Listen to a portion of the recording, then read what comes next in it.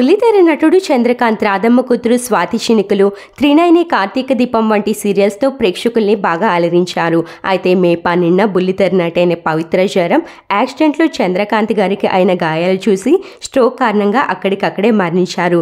పవిత్ర గారి మరణం ఎవరూ మర్చిపోకముందే మరొక ఘోరం అయితే జరిగింది. పవిత్ర జయరాం గారి భర్త చంద్రకాంత్ ఆత్మహత్య చేసుకున్నారంట.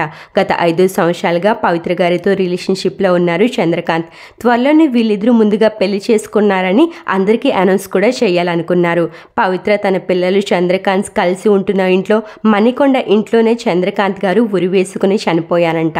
పవిత్ర గారి మరణం తర్వాత తన పిల్లలు బెంగళూరులో తన అమ్మమ్మ గారి ఇంటికి వెళ్ళిపోయారు.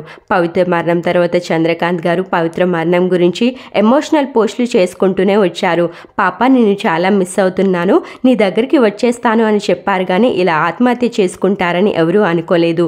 మన ఇంటర్వ్యూలో కూడా మరో 2 రోజుల్లో మీరు మరో వార్తను వింటారు అని చెప్పారు.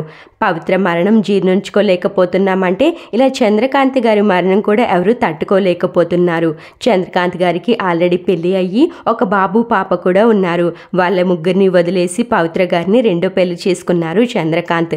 వీళ్ళిద్దరు మరణాలు వాళ్ళ కుటుంబాలకి తీరని లోటునే చెప్పాలి. పవిత్ర గారి మరణం తట్టుకోలేక చంద్రకాంత్ గారు ఇలా చేశారు. వారి ఇద్దరు ఆత్మలు ఎక్కడున్నా వారి ఆత్మలకి శాంతి చేకూరాలని మనం కూడా కోరుకుందాం.